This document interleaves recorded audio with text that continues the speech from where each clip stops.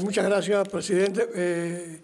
Los que quieran hacer preguntas, vamos a hacerlo listica. A ver. Carl.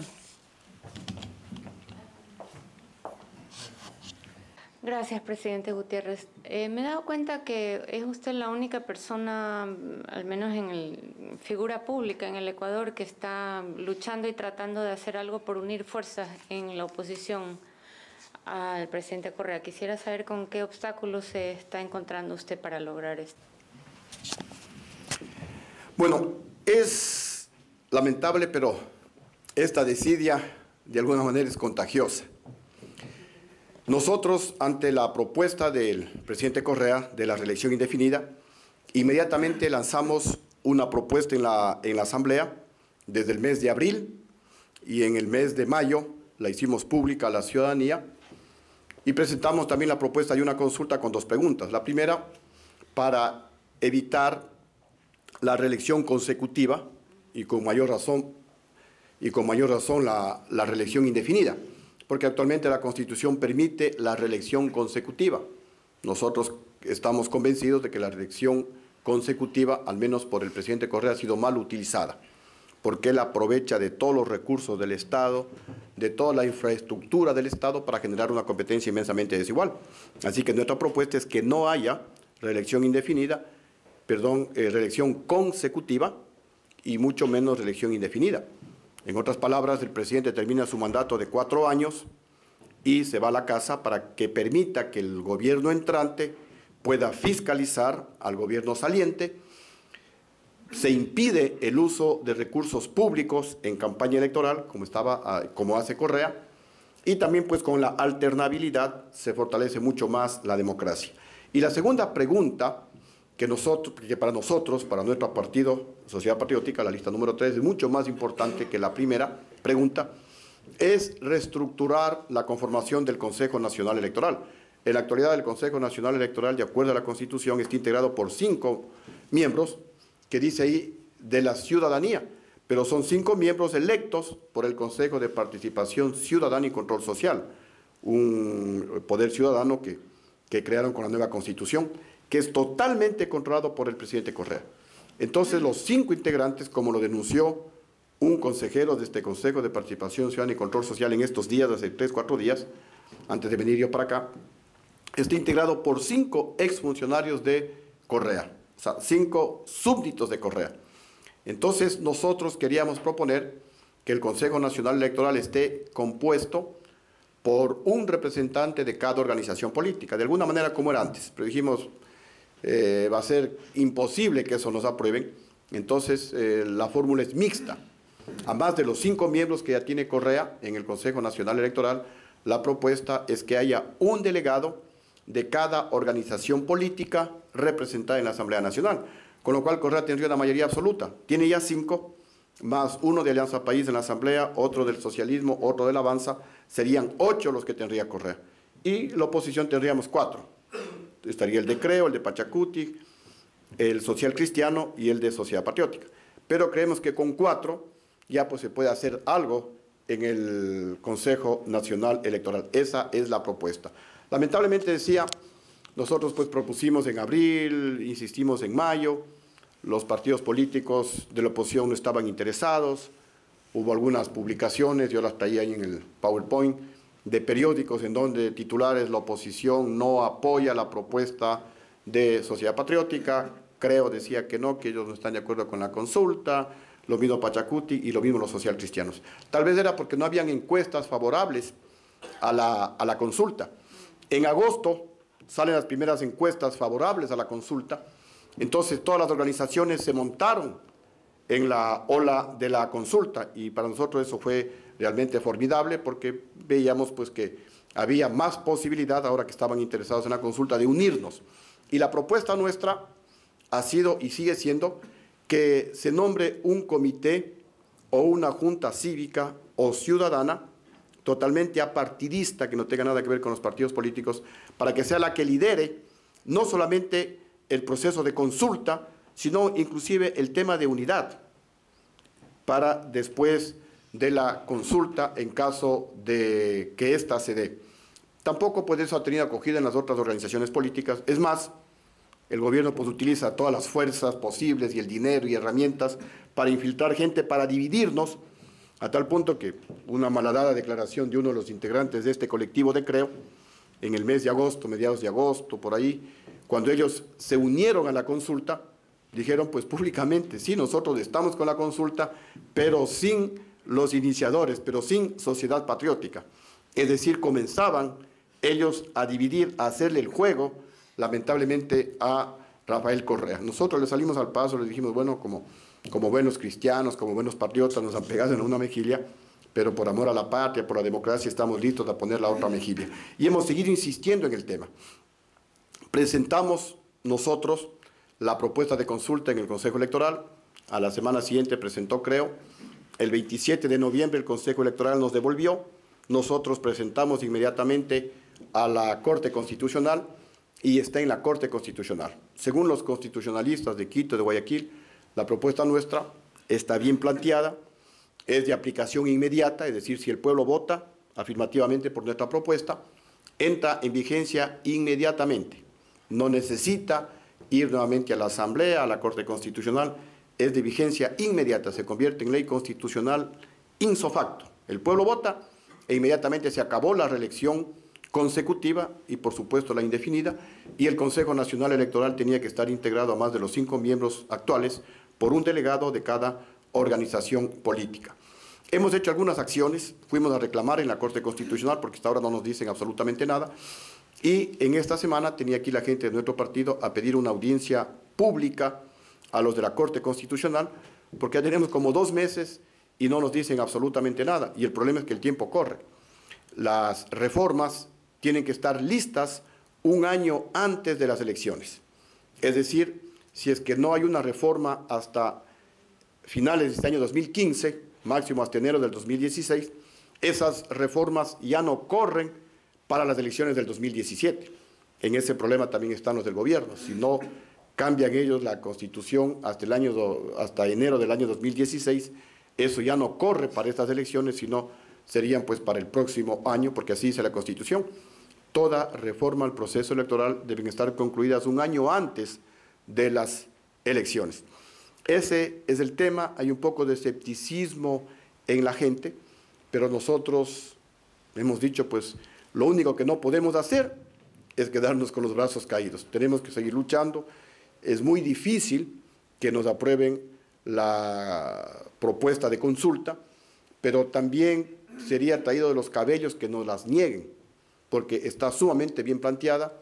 La pregunta nuestra, pues, de alguna manera sigue el mismo proceso o estrategia que la del presidente Correa, y no tendrían por qué negarnos, pero ellos pues han hecho cosas de violación flagrante a la Constitución, hacen gala de su prepotencia. Tampoco, lastimosamente, pues hay muchas posibilidades de estar en los medios de comunicación. Hay algunos que sí son muy valientes y están apoyando este proceso democrático, pero también el presidente Correa tiene el monopolio de los medios de comunicación. Incautó varios canales de televisión, periódicos, radios, con la mentira de que los iba a vender. Han pasado más de 7 años y no los ha vendido, y los utiliza en su beneficio para satanizar, para afectar a la oposición y para también pues desinformar al pueblo ecuatoriano. Entonces de pronto nosotros salimos en algún canal independiente, que creo que hay solamente uno, ya no hay más, y Correa pues sale en todos sus canales, sus 5 propios y los otros 3 o 4 que están prácticamente alineados con el gobierno. Ese es uno de los problemas más graves que tenemos en el Ecuador, pero igual pues tenemos que seguir luchando y ojalá pues de alguna manera se logre esa tan ansiada unidad. Nosotros les decimos, unámonos para presionar y conseguir la consulta popular. Y después de la consulta pues vendrán las candidaturas. A veces quieren pues ligar las candidaturas a la consulta popular y ahí viene el problema.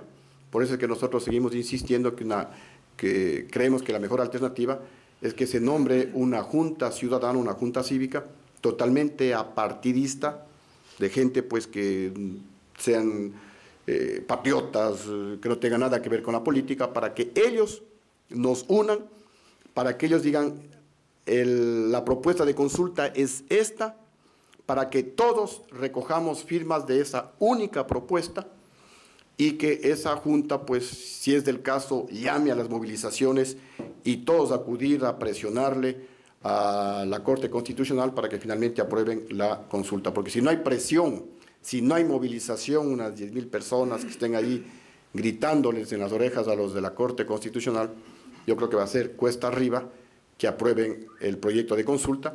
Y en cambio, pues Correa, como tiene mayoría total en la Asamblea, la enmienda de él va a pasar. Ya aprobaron la primera discusión en la Asamblea y están con la pantomima de que están recorriendo el país, dizque socializando, pero obviamente no socializan absolutamente nada, porque ya les hemos dicho, bueno, el 73% se ha pronunciado porque haya consulta. ¿Qué más socialización quieren? Si la inmensa mayoría quiere consulta popular, ¿por qué ustedes insisten en enmendar la Constitución a través de la Asamblea? Así que la situación es bastante compleja, pero hay que seguir pues luchando. Sí, por favor. Considerando justamente lo último que ha dicho, considerando lo último que ha mencionado con respecto a los medios de comunicación y la imposibilidad de dar a conocer los proyectos de consulta, ¿cuál es realmente la estrategia a seguir? Porque si ya sabemos y venimos sufriendo eso, antes de la aprobación de la ley de comunicación ya había una autocensura, y además de la posesión del gobierno, de la mayoría de los medios de comunicación, ¿cuál es la estrategia? Porque estamos viendo que en Venezuela lo que va funcionando mal y tarde es la calle. Y Sociedad Patriótica tenía por lo menos mucha costumbre de aglutinar al pueblo. ¿Qué ha pasado en ese aspecto? Vemos lo que sucede también con Pachacuti, que también tiene una gran capacidad de movilización y ha sido muy boicoteado. ¿Qué acciones van a realizar? Porque si no va a la calle, yo pienso personalmente que a través de los medios de comunicación es poco lo que se puede hacer. Sí, definitivamente está dado en la clave, y eso es lo que nosotros también hemos decidido. La única alternativa que nos queda es la calle. Y como Sociedad Patriótica estamos en una reestructuración de nuestra organización política a nivel nacional, estamos cambiando todas nuestras estructuras, nuestra dirigencia. Esperamos hasta agosto estar ya bastante organizados y no nos va a quedar otra alternativa que convocar a las movilizaciones, salir a la calle, porque este gobierno pues no entiende definitivamente otro lenguaje. Ese va a ser el camino. Sin embargo, paralelamente seguimos insistiendo en lograr la unidad con las otras organizaciones políticas, porque unidos vamos a ser mucho más fuertes. Solos la situación es mucho más complicada, pero igual habrá que hacerlo. Coronel, muchas gracias por visitarnos aquí en Miami nuevamente. Mis respetos por su lucha política, mis respetos por su valentía. Y coincidiendo con usted, realmente el gobierno de Correa es más que impresentable. Fue elegido para instalarse el año 2007 por 4 años de gobierno constitucional y está ya en su 9º año. Y yo creo que los ecuatorianos todavía no nos damos cuenta de la pesadilla que estamos viviendo. Tenemos que despertar. Yo soy un poco más crítico de lo que he escuchado en las preguntas. He oído la palabra unidad muchas veces y eso me da cierto alivio. Sin embargo, yo pienso que realmente en el Ecuador no existe oposición. Y así como somos críticos y tenemos que ser críticos de esta dictadura que nos gobierna, yo creo que también es nuestro deber ser críticos respecto a lo que realiza la oposición. Yo creo que en el Ecuador lo que existen son escaramuzas, cuando el presidente decide explotar el Yasuní, cuando el presidente decide perseguir al periodista A o al periodista B, cuando el presidente decide arremeter contra la vicealcaldesa de Guayaquil con comentarios racistas, cuando el presidente decide arremeter contra un tuitero, contra Crudo Ecuador. Se producen las escaramuzas en donde el presidente sale mal parado, pero finalmente gana. Y toda la oposición o los grupos, los líderes de oposición, inmediatamente hacen pila en contra del presidente cuando ha sido un error autoprovocado por el presidente. Yo creo que tenemos que hacer un esfuerzo mayor, o deben los líderes de la oposición hacer un esfuerzo mayor, no solamente en pensar en la calle, sino en reunirse. Hay que hablar con los empresarios, hay que hablar con los indígenas, hay que hablar con todos los líderes, inclusive de aquellos que no son de la línea del respectivo partido político, para enfrentar lo que estamos enfrentando, que es una locomotora, un bulldozer de atropellos, y que no lo vamos a parar en la forma en que hemos venido operando partidos políticos, líderes de oposición o ciudadanos como nosotros, que simplemente emitimos una opinión de vez en cuando. Así que ese es mi comentario, coronel. Espero lo tome positivamente, pero creo que definitivamente tenemos al interior de la oposición que también ser muy críticos y pensar totalmente en una nueva estrategia. Sí, también completamente de acuerdo, y esa es una falla que hay en general en la oposición. Tal vez la explicación puede ser varias, pero no se justifica esa forma de actuar, es decir, no se justifica la desunión. Pero, ¿por qué no nos unimos? Porque parece algo tan fácil, algo tan de sentido común, y pareceríamos irracionales. Lo lógico es ir hacia adelante y estamos yendo hacia atrás. Bueno, hay varias explicaciones, ¿no? El gobierno, pues, no escatima posibilidades, usa y abusa de las cosas lícitas, de las cosas ilícitas, para infiltrar gente y para dividirnos, y tal vez para fortalecer egos, celos en los partidos políticos, etnocentrismos también, porque se ha intentado con los de Pachacuti, que algunos están de acuerdo, pero otros dicen no, acá los indígenas no nos mezclamos con nadie, por acá los del EPD no, nosotros somos de extrema izquierda, no nos mezclamos con ustedes, por acá los otros no, nosotros somos los empresarios, no nos mezclamos con sociedad patriótica. Y entonces, pues, hay una situación realmente bien compleja. Algo se ha avanzado, tenemos que avanzar mucho más. Creo que también persiste en algunos sectores la idea, como tenían hace 50 años en Cuba, como tenían hace 10 o 12 años en Venezuela, de que no, esta calentura ya mismo pasa. Igual hay algunos en el Ecuador que piensan que no, que el tema ya se va a calmar, que no creo que Correa se reelija, que mira, se ganó la alcaldía en Guayaquil, se ganó la alcaldía en Quito, se ganó la alcaldía en Machala, por acá se ganó la alcaldía, entonces no creo que el Consejo Electoral haga fraude. Entonces también son estas ideas que con toda seguridad son lanzadas por el propio gobierno, convencen a alguna gente de los partidos políticos, los que no han permitido lograr esa unidad. Y ahora también hay algo que es definitivo, que es un secreto a voces. La economía ecuatoriana está pésimamente mal manejada, y eso lo hemos dicho al presidente Correa. Él es un excelente manipulador, pero es un pésimo administrador, porque para él con un precio del barril de petróleo de $40 ya es una crisis. Yo en la presidencia tuve $18 y logramos, como dije hace un momento, uno de los mayores crecimientos de la economía de toda la historia del Ecuador, y logramos ahorrar como $2.000 millones. Con él tenemos un déficit de como $12.000 millones en el presupuesto.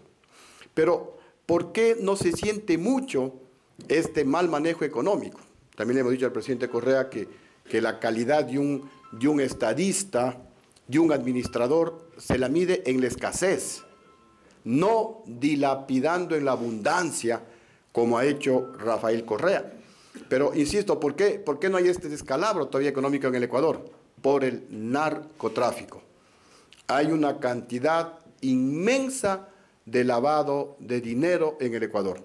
Y le hemos acusado, y eso también es muy grave, al gobierno, de directa o indirectamente incentivar el tráfico y el consumo de drogas. ¿Cuáles son las evidencias? Sacó a los norteamericanos de la base ecuatoriana de Manta, que hacían una lucha contra el narcotráfico. liberó como a 2.000, 3.000 mulas del narcotráfico que ahora venden droga en las escuelas de los niños de 8, de 9 años. Los radares chinos que no servían absolutamente para nada y que fueron denunciados, entre otros, por Galo Lara, y por eso está preso. Y no sirven para nada los radares chinos que permitieron no solamente el bombardeo en Angostura, que el gobierno decía que no sabía que Raúl Reyes y las FARC estaban en territorio ecuatoriano un año, y en cambio las mexicanas y algunos turistas extranjeros que acudieron a un seminario de terrorismo internacional en Quito, se fueron en tour, en un bus, y llegaron al destacamento de Raúl Reyes, y el gobierno no sabía. Esto es algo que también en algún momento habrá que pedirle cuentas al gobierno y cuentas también a la fuerza pública. ¿Cómo es que ellos no sabían que las FARC estaban violando nuestra soberanía y las mexicanas llegaron en un bus, en un tour, a donde Raúl Reyes? Esto es impresentable. El tema de la narcovalija, enviaron droga en la valija diplomática a Italia, también a otros países, se descubrió que enviaban droga. Establecieron una tabla de consumo de drogas, no solamente de marihuana, de drogas. Y si hay una tabla de consumo, alguien tiene que vender la droga. Y si alguien vende la droga, alguien tiene que producir la droga. Entonces, de alguna manera, directa o indirectamente, lo quieran o no lo quieran reconocer, se está incentivando el consumo y el tráfico de drogas en el Ecuador. Y como el Ecuador es una economía dolarizada, estamos con nuestros vecinos, en donde pues se trafica bastante con droga. Entonces, es la droga la que permite mantener la microeconomía y se da la vuelta a la economía del Ecuador con la gran cantidad de construcción en Quito, en Guayaquil y en las otras ciudades. Y la construcción pues es lo que más dinamiza la economía. Entonces, ese también es otro tema que como que, si bien es cierto, afecta y está afectando gravemente al bolsillo de los ecuatorianos, a la clase media, por los impuestos, por la carestía de la vida, pero pues de alguna manera, como digo, el lavado de dinero, el lavado de la droga, es lo que también ayuda un poquito a mantener la economía en el Ecuador y no llegamos a una situación tan grave como la de Venezuela. Pero así lleguemos a la de Venezuela, allá tampoco pueden hacer mucho, por más que se han unido, y allá sí se unieron, pero mientras el control del Consejo Nacional Electoral esté en manos de este modelo totalitario, no va a pasar nada. Alguien exageraba y decía si podría venir al Ecuador de candidato a Jesucristo. Pero con ese Consejo Nacional Electoral pierde como perdió hace 2000 años frente a Barrabás. Así de dura es la realidad en nuestro país. Un momentico, por favor. Un momentico, por favor. Hay que pedir la palabra para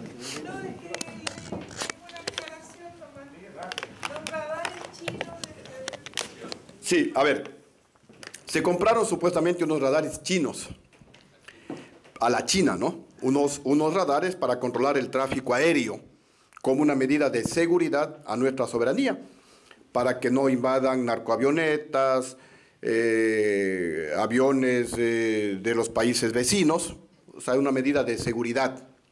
Pero esos radares no servían absolutamente para nada, nunca funcionaron, no se conectaban ni con tierra, peor con nuestras aeronaves en el aire, eran chinos. Y se denunció, les persiguieron entre otros a Galo Lara por las denuncias que se presentó, porque hubo actos de corrupción, el gobierno negaba que no, que sí valen los radares. Ya llevamos casi 7 años y hasta ahora no tenemos radares. Es por eso que nos damos cuenta que hay narcoavionetas cuando se caen. ¿Cuántas cientos de avionetas pues habrán sacado y traído droga al Ecuador? A eso me refería. Por favor. Señor presidente Lucio Gutiérrez, ha sido un privilegio compartir con usted su exposición muy clara, muy precisa y a la vez muy preocupante, lo cual me lleva a hacerle una pregunta doble. En primer lugar, ¿es posible combatir a una dictadura, sobre todo una dictadura que está tomando un corte totalitario, con medidas pacíficas y electoralistas, sabiendo que en el pasado, en el siglo XX, incluso llegando hasta el siglo XXI, tantos dictadores han seguido la estrategia electoralista, empezando por Somoza, por Trujillo, por el mismo Batista, y entrando en los dictadores que estamos contemplando hoy día. y eso no ha llevado en ningún momento, por medios pacíficos y electoralistas, llevó a la caída de esas dictaduras. Y en lo que usted dijo, precisamente una de las personas que le hizo la pregunta le mencionó de que había que ganar la calle. Pero ¿cómo podemos ganar la calle frente a una dictadura de ese cariz, cuando sabemos que enfrentarnos a esa dictadura en la calle significa violencia? Y violencia cruel de parte de la dictadura hacia el pueblo, como se ha visto en Venezuela en meses y años recientes, por ejemplo. La otra parte de la pregunta es que usted mencionó la necesidad de una solidaridad continental, pero estamos contemplando ahora, precisamente hay en estos momentos una reunión de la CELAC en Costa Rica, y en abril va a haber la reunión de la Cumbre de las Américas en Panamá, y en ambas reuniones están abriéndole los brazos a una dictadura totalitaria que se ha prolongado por 56 años. Todos los gobiernos de América le están abriendo los brazos a esa dictadura totalitaria. ¿Cómo podemos entonces contar con esos gobiernos de América para esa solidaridad que usted propone? El llamado que nosotros hemos hecho es, y a través de ustedes se podría fortalecer, es a los gobiernos democráticos de América, comenzando por los Estados Unidos, continuando por algunos gobiernos de América Latina, América Central, América del Sur, para comenzar a hacer una presión continental. De alguna manera seguir el ejemplo de los del ALBA. Ellos se unieron, se defienden entre ellos, se apoyan entre ellos. Y el éxito de ellos ha sido vivir las mentiras como que fueran verdades, que combaten la corrupción, que buscan la igualdad, que buscan la libertad de los pueblos, cuando es todo lo contrario. Y tal vez el fracaso nuestro ha sido vivir la verdad como que fuera mentira. La unidad, por ejemplo, sí, estamos unidos, pero en la práctica no estamos unidos. No estamos apoyándonos en esta lucha, porque ustedes, yo, algo podemos hacer, pero no tenemos poder político. Sí pueden hacerlo los gobiernos democráticos. Lo que nosotros podríamos de alguna manera, nuestros hermanos colombianos, peruanos, nuestros hermanos paraguayos, los que están aquí en Estados Unidos, no sé, Canadá, México, países democráticos, de alguna manera pues ver cómo ellos podrían ayudar a comenzar a presionar. Creo que la acción de Estados Unidos podría ser en unos casos positiva, siempre y cuando pues entiendo que algo de eso estarán haciendo, no se conoce, pero siempre y cuando haya algunos condicionamientos, como que se respeten los derechos humanos en Cuba, que haya elecciones democráticas en Cuba, para de alguna manera pues irles quitando el discurso a los países de la ALBA, a Venezuela, a Ecuador, ese discurso antiimperialista, que es un discurso de doble moral, porque hablan en contra de los Estados Unidos por encima de la mesa, pero por debajo de la mesa vienen acá, aquí contratan a empresas para que les mejoren la imagen, como en el caso de Rafael Correa. Aquí se hacen dar esos doctorados de honoris causa. Entonces, pues, definitivamente es un doble discurso para ganar de alguna manera popularidad en algunos sectores, especialmente jóvenes, que son revolucionarios, este discurso anti-norteamericano. Pero creo que ese es un camino que de alguna manera tendríamos que recorrerlo, ver cómo los gobiernos de los países democráticos comienzan pues a actuar, comienzan a unirse, comienzan a exigir, por ejemplo, la libertad de Leopoldo López y de los otros presos políticos en Venezuela. Por ejemplo, que se transparenten las condiciones de negociación con Cuba, porque no creo pues que se restablezcan relaciones a cambio de nada. Debería haber cosas muy puntuales y claras de respeto a los derechos humanos, de elecciones democráticas, de que haya pues organismos de control del Estado independientes, me refiero a Cuba, Contraloría, Corte Suprema de Justicia, para que muchas violaciones a los derechos humanos también de alguna manera se sepan y se sancionen. ¿No habría que desarrollar programas de cabildeo en las cancillerías y en los parlamentos latinoamericanos de los países democráticos? Sí, por eso hablaba yo de los gobiernos de países democráticos, porque esto no lo podemos hacer en el Ecuador, no lo podemos hacer en Venezuela, no lo podemos hacer en Cuba, no lo podemos hacer en Nicaragua. Habría que pues ver cómo logramos, no es una tarea fácil, pero tampoco sería imposible, ¿no? Creemos que ese es un camino idóneo, llegar y hacer pues reflexionar a esos gobiernos para que actúen de esa manera. Coronel, el sábado pasado asistí a una conferencia donde estaban estos ilustres personajes de la democracia aquí, y era un foro que había gente de mucha inteligencia. ¿Me escuchan lo que estoy hablando? Sí. Ahí mejor. Ahora sí. Gracias. Entonces, uno de los... terminó Andrés Páez su disertación, y cuando terminó, el periodista Corso, cubano, dijo: parece que estoy escuchando lo mismo que escuché allá. O sea, casi más de 50 años.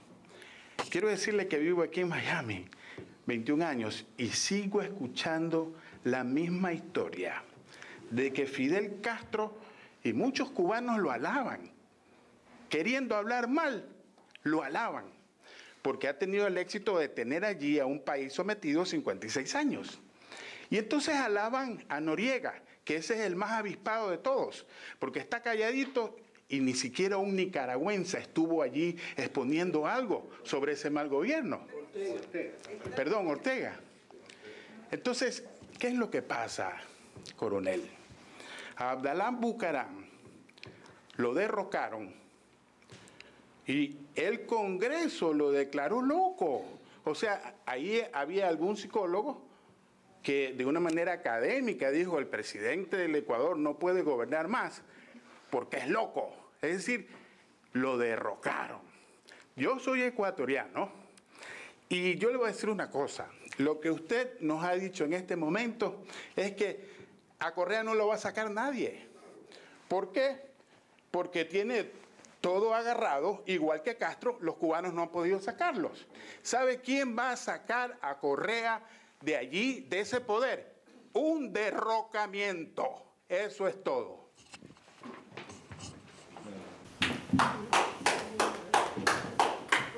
Vamos a sacarlo, vamos a sacarlo. ¡Abajo, Correa! Sí, la situación es dramática, y por eso, y coincido con lo que usted menciona, y los amigos cubanos nos han comentado lo mismo a los ecuatorianos, que en Cuba comenzó igual y pensaban que eso iba a durar unos pocos años, ya llevan 56. En Venezuela fue lo mismo, ya llevan 15. Y en el Ecuador ya llevamos 8. Y faltan 2 años, 10, y si se reelige, yo no sé, serán 20 o 30 años. Y la situación es muy difícil. Esperemos pues que no sea necesario llegar al derrocamiento. Ojalá pues con movilizaciones se pueda propiciar una consulta popular para cambiar el Consejo Nacional Electoral, y con un Consejo Nacional Electoral medianamente transparente, medianamente democrático, medianamente multipartidista. Estamos también convencidos, porque eso se nota en las calles, Correa no gana. Correa no ganaría por nada del mundo con un Consejo Nacional Electoral independiente. Justamente por eso es lo que puede perder todo, menos el control absoluto del Consejo Nacional Electoral. La última crisis se dio, y sale desde adentro la información, porque el presidente del Consejo Nacional Electoral, no recuerdo ahorita el nombre, que estuvo una semana, era de la línea de Patiño, Salazar, y Correa pues no podía correrse la más mínima posibilidad de que le fallen en el momento preciso. Y es por eso que, utilizando artificios anticonstitucionales en contra de la Constitución denunciados por los constitucionalistas y por expresidentes del Consejo Nacional Electoral, no podían hacer lo que hicieron.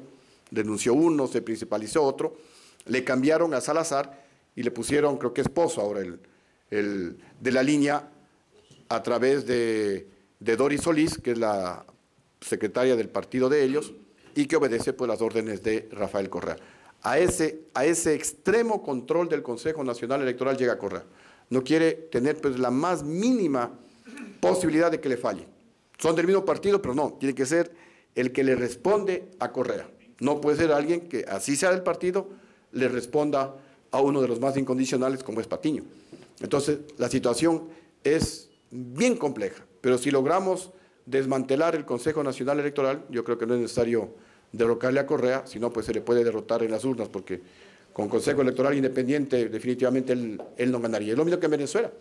En Venezuela todo el mundo decía que iba a ganar Capriles, pero con ese Consejo Electoral ganó lo más improbable, ganó Maduro.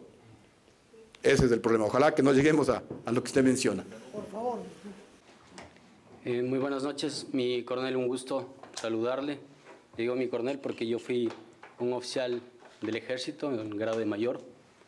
Al momento me encuentro aquí en los Estados Unidos en trámite de asilo político. Estuve preso en el Ecuador por el gobierno del presidente Rafael Correa un año, casi 2 años, por haber denunciado actos de corrupción del fiscal general de la Nación, del Contralor General de la Nación, que fue su secretario particular de la administración, mi coronel, el doctor Carlos Polit. Denuncié al procurador también, al presidente de la Corte Constitucional, y creía que denunciando podía yo acabar con la corrupción. Y total, resultó que denunciando terminé preso. Terminé preso con un montaje de todos los servicios de inteligencia que inclusive me siguieron a varios países de Latinoamérica donde yo realizaba actividades de fortalecer la transparencia en el Ecuador. La corrupción no se acaba con denunciar. La corrupción se acaba combatiendo la impunidad, y eso me llegué a dar cuenta después de muchos años atrás. Hablar de unión es muy importante, es muy bueno, suena bonito. Estamos aquí todos reunidos mediante la organización del Instituto por la Democracia. ¿Cómo podemos recuperar y pelear por la democracia sin tener una motivación más alta? A nadie le importa la democracia. ¿A quién le importa la democracia? ¿A los ecuatorianos les importa la democracia? ¿A los venezolanos les importa la democracia? Pero si tenemos una motivación más alta que la democracia, yo creo que podremos recuperar la democracia. Una motivación más alta creo que es los derechos humanos. Un derecho que estamos afectados, todo el mundo que veo aquí, señor Emilio Palacios, muchas personas que nos han afectado. Y somos nosotros los que hemos sufrido y vivido en carne propia. Mi coronel, usted también ha estado preso. Hemos estado presos en distintas condiciones, en distintas épocas y bajo distintos escenarios. Entonces yo creo que lo principal es tener esa motivación. Y pongamos el ejemplo de Venezuela. Una señora, Liliana Tintori, esposa de un perseguido político, preso político como Leopoldo López, ha movilizado a medio mundo. Ha comentado desde el este hasta el oeste, norte y sur, todo el mundo comenta de Venezuela, de la violación de los derechos humanos. Ha llegado a hablar el Papa. Se han reunido presidentes para ir a visitar al preso político. Yo creo que de esa señora debemos aprovecharnos. Lamentablemente digo aprovecharnos para empoderar ese concepto de que bajo esa premisa unamos. No podemos todos trabajar en los mismos escenarios porque no nos compete. Mi coronel, usted fue un expresidente de la República y tendrá que trabajar en ese escenario de los expresidentes de la República. Reunirlos tan locamente que digo, reunirlos en Quito, en el Ecuador, con la señora Tintori ahí, para expresarle el apoyo por los derechos humanos que estamos siendo afectados todo mundo. Todos los gobiernos que no viven en democracia afectan y violan los derechos humanos, violan los derechos de todas las personas, de los periodistas, de los trabajadores. Eso debemos nosotros posicionar. Yo creo que ahí sí viene mi pregunta. ¿Está usted comprometido ante este pequeño auditorio de despojarse de todas las cuestiones que compete al poder? Porque el poder sabemos que embelece, enloquece y cuando estamos en el poder, juntados esos dos males, lamentablemente viene el tercero, que es el más grave, que es el dinero, corrompe a todo el mundo. Entonces yo creo que